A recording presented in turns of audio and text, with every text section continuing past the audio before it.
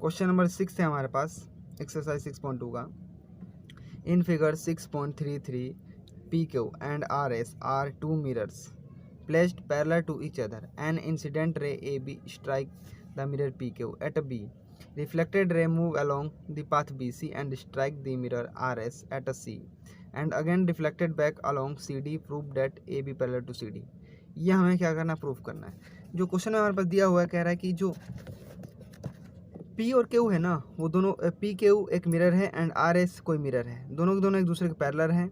कोई एक रे है, इंसिडेंट कर रहा है AB, रे AB incident at a point किस पे कर रहा है, B पे इंसिडेंट कर रहा है। AB जो इंसिडेंट किस पे कर रहा है, PQ पे इंसिडेंट कर रहा है एट अ पॉइंट B पे, एंड दोबारा से रिफ्लेक्ट होकर के एट अ पॉइंट C पर स्ट्राइक करता है एंड रिफ्लेक्ट होकर के CD की तरफ रिफ्लेक्टेड हो जाता है।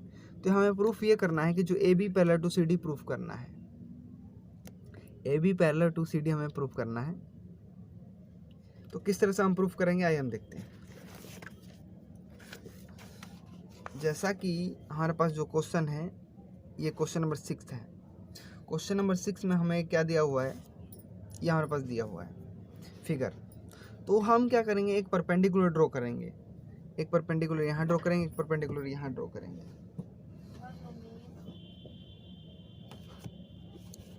तो यहाँ से हमने ये ड्रॉ कर लिया और एक ये ड्रॉ कर लिया।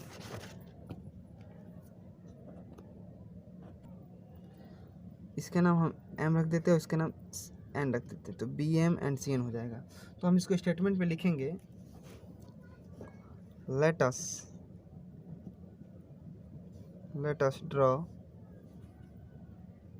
BM parallel to BM perpendicular PQ and CN perpendicular RS। ये हमने ड्रॉ कर लिया। ये PQ है, BM परपेंडिकुलर किस पे, PQ पे है, एंड CN किस पे परपेंडिकुलर, RS पे परपेंडिकुलर है। तो ये हमने ड्रॉ कर लिया हुआ है। तो जो हमारे पास क्या आ जाएगा, तो PQ पैरेलल RS, ये हमें दिया हुआ है शायद क्वेश्चन में, एंड इसीलिए क्या हो जाएगा, जो BM है वो पैरेलल हो जाएगा CN के। PQ पैरेलल RS है, PQ parallel RS, BM parallel क्या हो जाएगा, CN के पैरेलल हो जाएगा। देयरफॉर तो हम लिखेंगे thus BM and CN are two parallel line. दो पैरेलल लाइन है ये, BM and CN, and transversal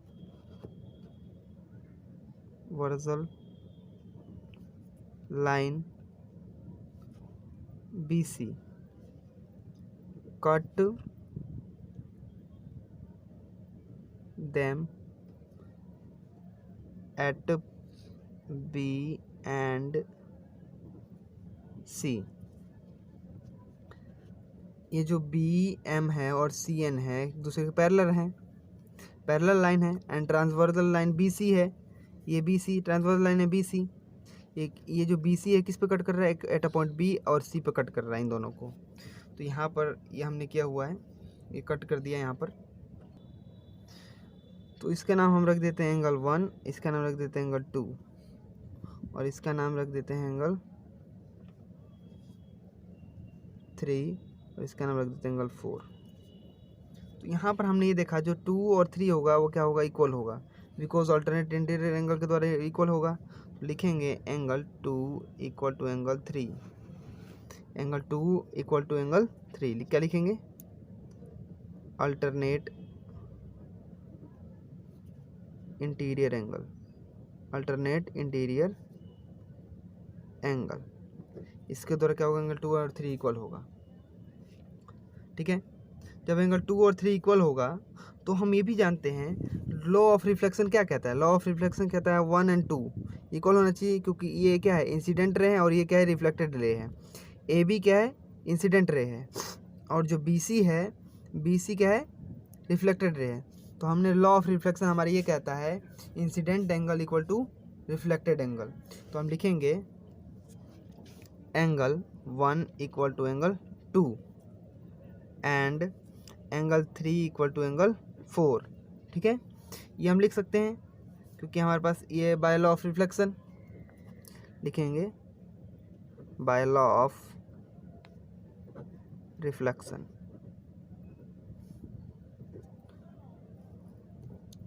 तो यहाँ पर हमने ये देखा जब एंगल 1 एंगल प्लस 2 करेंगे तो इक्वल होगा एंगल 3 प्लस एंगल 4 के।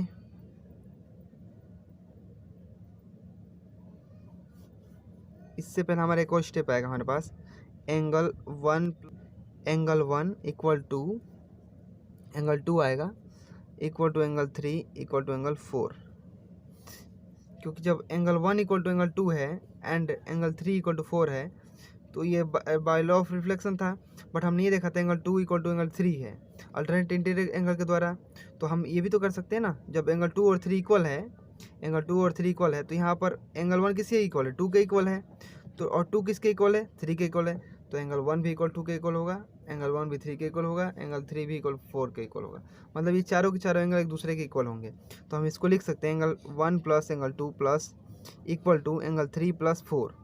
तो यहाँ पर हम एंगल 1 और 2 किससे बन के मिलकर बना हुआ है, एंगल 1 और 2 किससे मिलकर बना हुआ है, ABC से, ABC से बना हुआ है, एंड 3 और 4 BCD से। तो हम लिख सकते हैं ना angle ABC equal to angle DCB।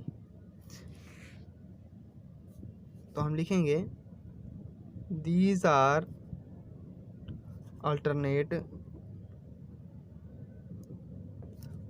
Interior angle.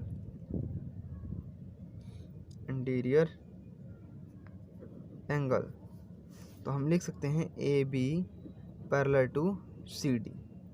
AB parallel to CD हमें यही प्रूफ करना था, AB parallel to CD proof करना था। तो हमने क्या हुआ, प्रूफ कर दिया। क्योंकि जब ABC इक्वल है DCB के, जब ये एंगल ABC इक्वल है ये DCB के, तो ये अल्टरनेट इंटीरियर है।